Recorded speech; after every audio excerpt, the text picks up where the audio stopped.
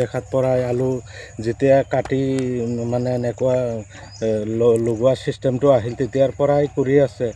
এখেতে খেতি কৰিয়ে চলে। ১ নং চুতীয়া গাঁও পঞ্চায়তৰ অন্তৰ্গত ১ নং আদাভেটিৰ ছফিকুল ইছলাম। এখেতে আমি সৰুৰ পৰাই দেখি আছোঁ যে এজন ভাল খেতিয়ক হয়।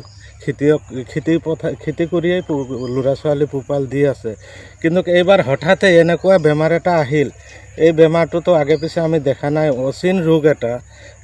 এই ৰোগটোত আলু প্ৰায় ১ লাখ টকাৰ ওপৰত মানে খৰচা কৰিলে, প্ৰায় ১.৫ লাখমান টকা খৰচা কৰিলে, কিন্তু চব গছ মৰি গ'ল। এগ্ৰিকালচাৰ চাইণ্টিষ্টৰ লগতো কথা পাতি আলোচনা কৰি এখেতৰ পৰা মানে পৰামৰ্শ লৈ মেডিচিন যিটো দিব লগা দিছে, তথাপি কিন্তু এতিয়া এটা মানে বাচাৰ আশা ক্ষীণ আৰু। যিখিনি গছ মৰিছে এইখিনিতো অলৰেডি মৰিয়ে গ'ল চাপা। এখেতে এতিয়া মই এগ্ৰিকালচাৰ ডিপাৰ্টমেণ্টক মই অনুৰোধ কৰিছোঁ, এখেত দৰিদ্ৰ কৃষক এজন, কৃষি খেতি কৰিয়েই ধৰক ল'ৰা ছোৱালী পোহপাল দি আছে। এখেতক অন্তত কিছু সহায় মানে বীজ সাৰ পানী যিকোনো মানে সহায় এটা কৰিলে উপকৃত হ'ব বুলি আশা কৰিছোঁ। এই ১ নং চুতীয়া গাঁও পঞ্চায়তৰ ১ নং আদাভেটি গাঁৱৰ এজন দৰিদ্ৰ নিবনুৱা কৃষক। মই ৪ বিঘা মাটি আলু খেতি কৰিছিলোঁ।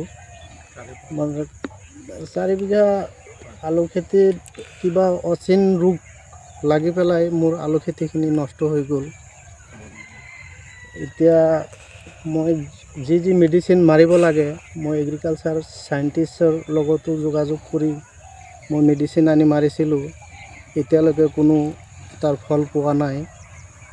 তাৰ বাবে মই চৰকাৰৰ ওচৰত আহ্বান জনাওঁ যে মোক অলপ কিবা ইয়াৰ ক্ষতিপূৰণ দি মোক সহায় কৰিলে মই অলপ সন্তুষ্ট হ'লোঁ হয়। আপোনাৰ নামটো কি আছিল? মোৰ নামটো মহম্মদ ছফিকুল ইছলাম। এই কি ৰোগ বুলি কিবা গম পাইছে নাই? এইটো ৰোগ অচিন ৰোগে। এইটো আজিলৈকে কোনো ধৰিব পৰা নাই ৰোগটো। কিমান দিন হ'ল আলু লগোৱা? আলু লগোৱা আজি ২২ দিন হৈ আছে। চব আলু মৰি গৈছে? চব মৰি গৈছে। এতিয়াতো নাই এতিয়া আৰু।